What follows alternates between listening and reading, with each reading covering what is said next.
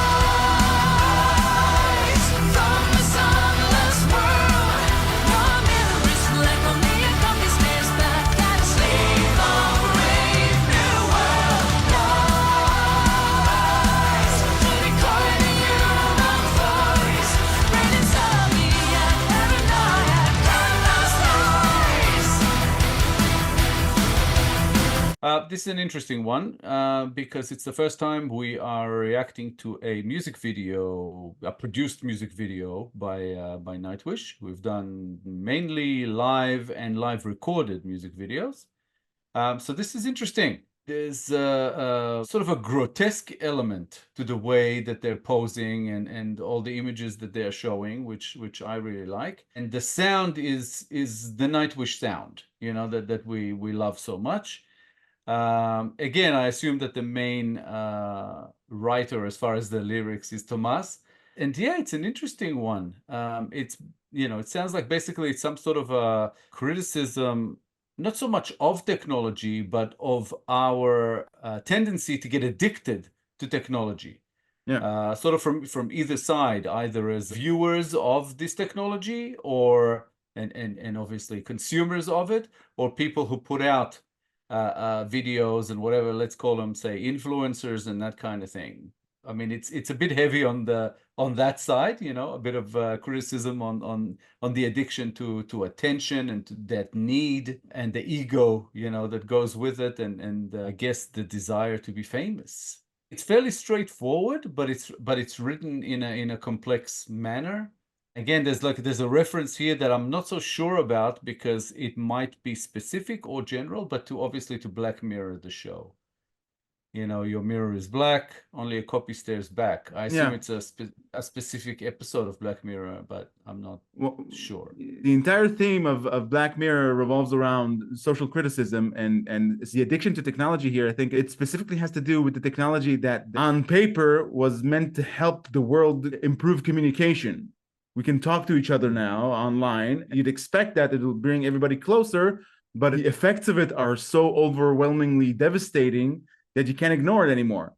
Everybody's saying it, everybody's thinking it, but everybody's still addicted to it, both from the side of the people who are viewing the screen, where all the things that they perceive to be true come from that screen. It becomes almost like sort of a religion almost, and both people that seek the attention from the other side of the screen, who live inside that screen. As a line there says, now you're a star, vain avatar, feeding the beast in your loud ego land. So it's like induced narcissism. There's nothing behind it. It's all vacant. Yeah. And that's why I think it's more criticism of people than it is of the technology. Yeah. The technology has helped, you know, make the world smaller because now we can communicate, and you and I can record this show from 2 different countries. Yeah. But what happened with people, the way people are, they tend to be very extreme, and they got addicted to this thing, and that has overtaken interpersonal relationships, you know, and physical contact. So now everything happens on screens. People rarely meet. you know, and it's become this thing of everybody wanting to be, say, internet famous, you know, so to get that attention, which feels kind of weird even saying that we have a YouTube show, you know, that is always obviously trying to communicate with people, but also to get views and to get attention. Hopefully we are not letting our egos grow from it. You know, this is not an addiction for us. This is you know, a fun thing where we're trying to kind of provide a service and entertainment and all the rest of it. But yeah, hopefully, you know, if we do one day get very successful with this, it won't get to a head where, you know, we will just try to get more, which is probably what happens with some people. Just the fact that you're stating it as something that we need to be cautious of means that it's human nature. The default is we let our egos inflate by the attention that we might get, and we need to be consciously aware of that very natural effect to avoid it. That's what worries me, that the natural thing that's supposed to happen is that we absorb the negative of it as it goes on. Yeah, to kind of put it simply, I think that what happens is the more your popularity grows, the more your ego grows. And we just have to keep our egos in check, that if our popularity does grow, that our egos, you know, remain grounded. That's really, you know, what our goal should be with regard to this topic. But but the song is awesome, you know, as always. This is that Nightwish lineup that I prefer. And yeah, it's a nice kicking song so far. I like that the way that chorus kicked. It was funny because the first few verses, the way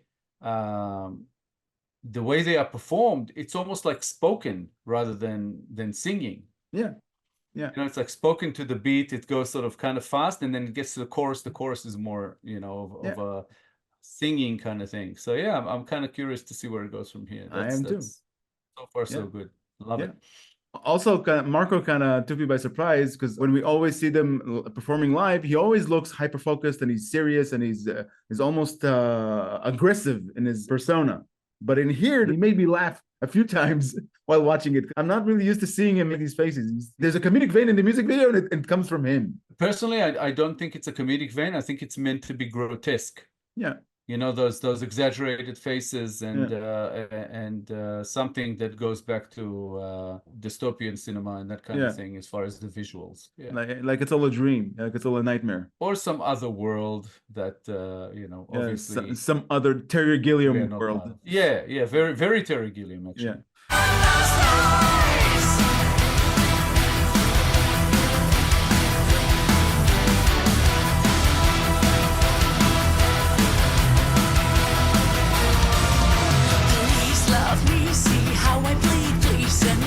I have such empathy in me. How noise, how beautifully numb, tapping the quiet air to have a meaning. Fire carry on, sad fall around, lost in the maze. The real and human feel.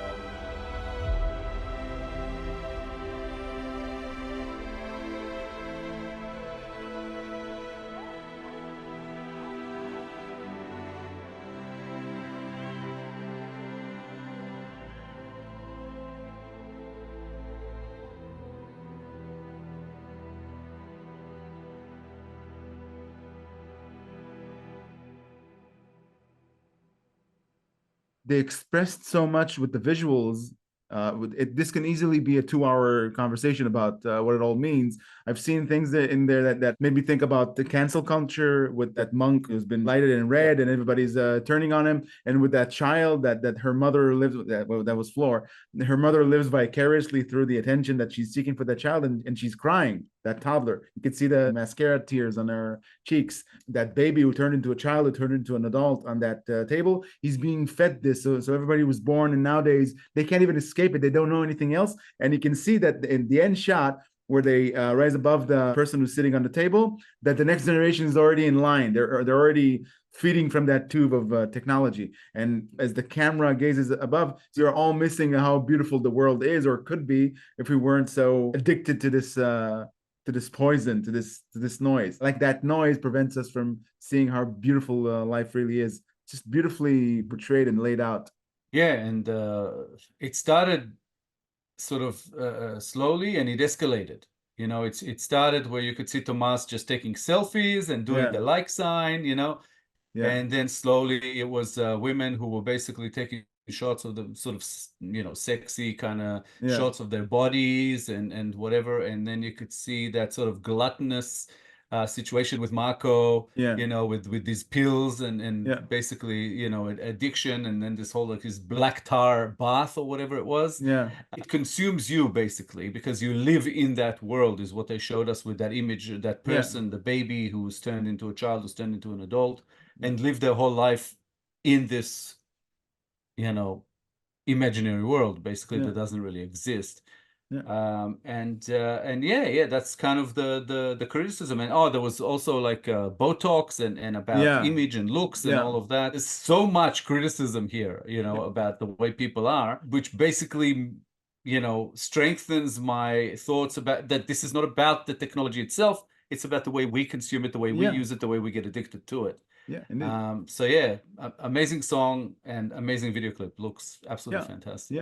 Loved it. So much in there that we can talk about for hours. That absolutely. The tar bath is it's like they're saying it's something you can't wash off. You can't escape from no matter where you go. It's there. And Marco dwelling in his addiction. It's like dwelling in consumerism. The boxes behind them, I think it refers to the Amazon boxes. Everything has been bought online, and we all seek the next dopamine hit by buying something new. It's a lot more than just the technology and the attention seeking. It's a world of fakery.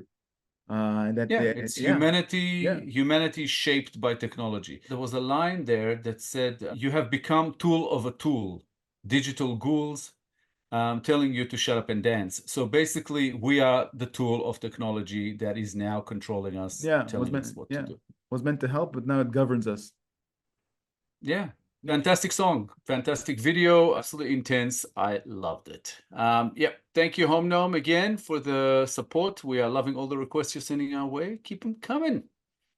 Thanks, Home Gnome. We enjoyed reacting to Noise by Nightwish very much. Thank you. If you enjoyed this episode, guys, please be sure to like, subscribe, comment, and click the little bell icon so you'll get notified on all our future videos. If you have a request you'd like bumped up the line, please make it through Buy Me a Coffee. All contributions are, of course, very much appreciated. Thank you all for sticking with us. Thank you all for your time. Thanks, guys. We appreciate all the support coming our way. We'll be back in a couple of days with a new episode. We hope to see you all then. Thanks again, guys. Bye for now. Bye, guys.